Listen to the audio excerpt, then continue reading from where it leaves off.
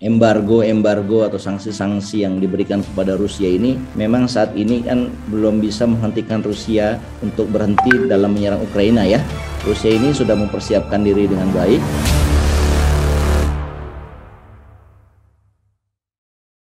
Terkait dengan pertikaian Rusia dan Ukraina ya.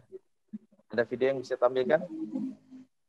Ya, silakan. Uni Eropa dikabarkan telah mencapai poin kesepakatan terkait larangan impor minyak Rusia ke wilayahnya. Kesepakatan yang diambil merupakan jalan tengah di mana mereka tidak sepenuhnya mengembargo minyak Rusia.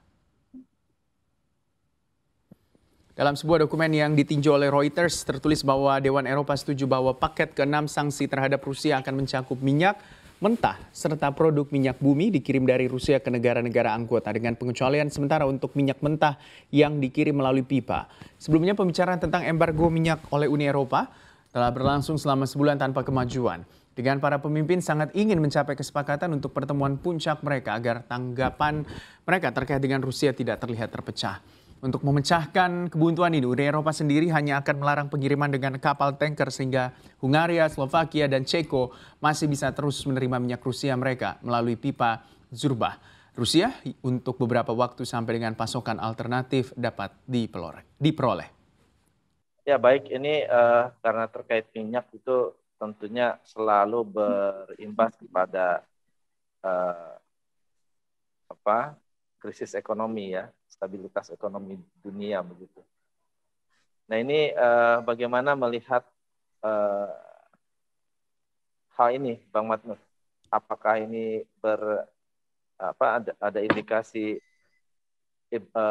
akan menimbulkan implikasi yang tidak baik bagi perekonomian di negara kita?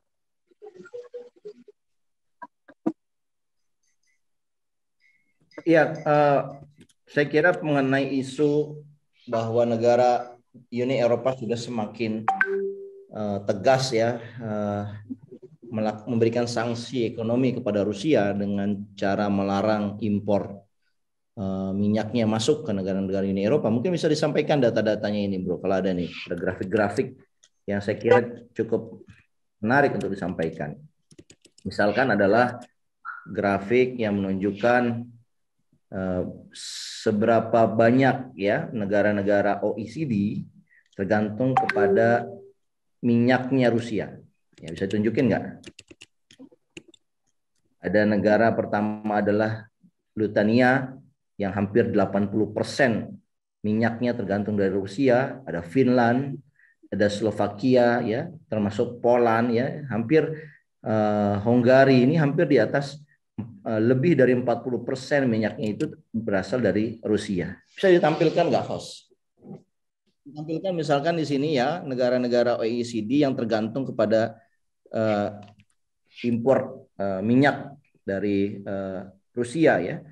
Kira-kira kalau kita lihat mayoritas ya negara-negara Eropa Timur ya itu tergantung sekali dengan minyak dari Rusia. Ya, dilihat lagi misalkan negara Eropa mana yang tergantung kepada gas Rusia. Ya, ini misalkan dari Statista, bisa tunjukkan nggak dari Statista. Ini adalah Macedonia Utara, itu 100% tergantung gasnya itu dari Rusia. Bosnia Herzegovina, Moldova, Finland, Tatiana itu 90% semua. Bahkan Jerman, Prancis ya, Jerman itu tergantung 49% gas dari Rusia. Prancis, Poland, Italia di atas dari 20%. Ya. Ini kalau gasnya gitu ya. Nah, siapa saja perdagangan ya, perdagangan minyaknya Rusia itu kemana? Ya, ada datanya ini menunjukkan nomor 1 ya. Rusia itu menjual minyaknya itu adalah kepada China dengan 32,8% dari total ekspor minyak Rusia itu ke China ya, 32 hampir sepertiganya. Sisanya adalah ke Belanda 13%, ke Jerman 8,7%, Korea Selatan, kemudian ke Polandia, Italia, termasuk ke UK ya dan Hungari. Jadi ternyata crude oil yang diekspor dari Rusia tahun 2020 ini negara-negara Uni Eropa juga banyak ya yang menggantungkan minyaknya dari mereka. Nah, saya kira ini akan menunjukkan bahwa embargo yang dilakukan oleh Uni Eropa dan Sekutu Barat ya, itu di jangka panjang, in the long run, itu akan memukul ekonomi mereka sendiri. Karena minyak itu masih menjadi komoditas yang sangat dibutuhkan untuk meningkatkan pertumbuhan ekonomi, dan mencari pengganti minyak itu tidak mudah. Ya, mengganti minyak dari Rusia itu tidak mudah karena produksi minyak di dunia ini kan dibatasi oleh negara-negara OPEC ya. Mereka punya standar negara mana yang boleh memproduksi seberapa banyak, berapa juta barel per hari misalkan. Itu diatur oleh OPEC. Jadi nggak sederhana ini. Malah langsung ketika dia embargo minyak, dia dapat dari negara lain dengan minyak yang sama. Ini tidak sesederhana ini. Ya, saya berkeyakinan memprediksi bahwa in the long run, di jangka panjang, ya, larangan minyak masuk ke negara-negara Eropa oleh negara Eropa sendiri, ini akan merugikan publik Eropa sendiri.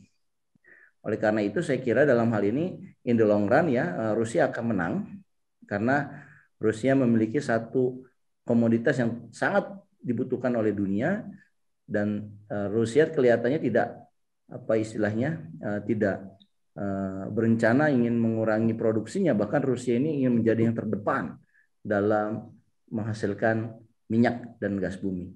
Begitu, Bro. Iya, jadi kalau saya sih melihatnya kan memang ya Rusia ini kan sudah puluhan tahun ya diembargo oleh Amerika ya. Artinya, tapi ketika di proses diembargo itu dia justru menciptakan kemandirian emang ya. Bangsanya, kemudian melakukan eksplorasi sumber daya alamnya secara, mungkin saya lihat secara strategis gitu ya. Dia tahu apa kelebihan dia, komparatif dia, tidak hanya untuk mensejahterakan masyarakatnya, tapi juga untuk menguasai dunia gitulah. Jadi pemain baru di dunia gitu. Sehingga ketika terjadi seperti ini kan, mungkin dia akan jauh lebih siap dan seperti misalnya menantang Amerika gitu ya, hegemoni Amerika di dunia. Ya, tadi sudah saya sedikit paparkan bahwa Rusia ini kan berpuluh-puluh tahun ya sudah diembargo oleh Amerika ya. Jadi mereka sudah cukup belajar banyak hal, bagaimana bisa survive, bisa mandiri dengan sumber daya alamnya, sambil saat yang sama dia mengekspor ya sumber daya alam yang dia miliki ke dunia gitu, baik ke Eropa maupun ke Amerika, ke Asia, sehingga seperti ingin menantang ya Amerika bahwa Rusia ini hegemoni bisa menciptakan satu imperium baru gitu.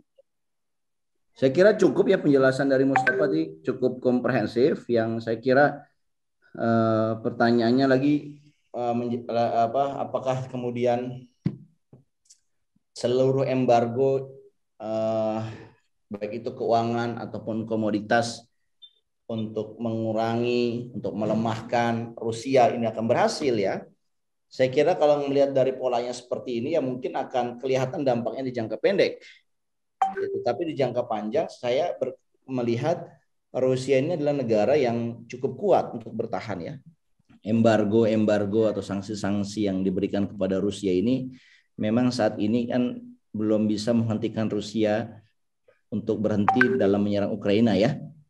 Dan ini menunjukkan sebetulnya sanksi-sanksi itu tidak berhasil. Sanksi yang cukup efektif itu adalah ketika diberikan sanksi, ya konflik atau perang itu berhenti. Ya, tapi ini kan enggak, ini tetap berjalan kan. Artinya sanksi-sanksi ini diabaikan oleh Rusia lah secara tidak serius sanksi ini. Dan ini menunjukkan bahwa Rusia ini sudah mempersiapkan diri dengan baik dan memperhitungkan segala sesuatunya.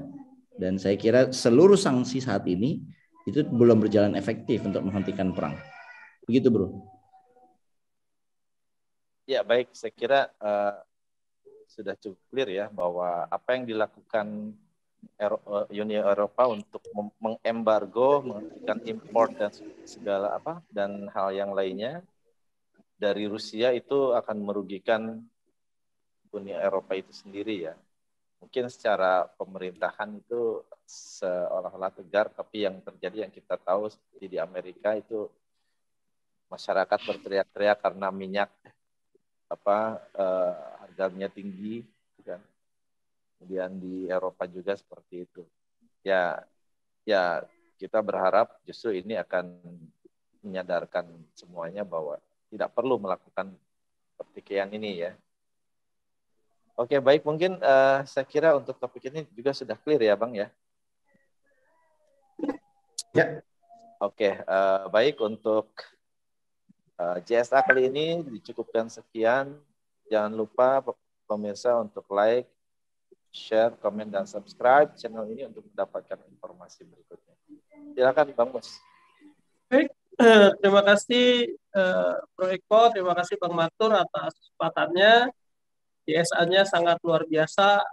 Semoga berita yang kita sampaikan, analisa yang disampaikan bisa membuat publik lebih jernih melihat berbagai peristiwa. Itu saja penutup dari saya. Terima kasih. Kita akhiri JSA kita hari ini. Assalamualaikum warahmatullahi wabarakatuh. Ya, sampai jumpa lagi. Sampai jumpa.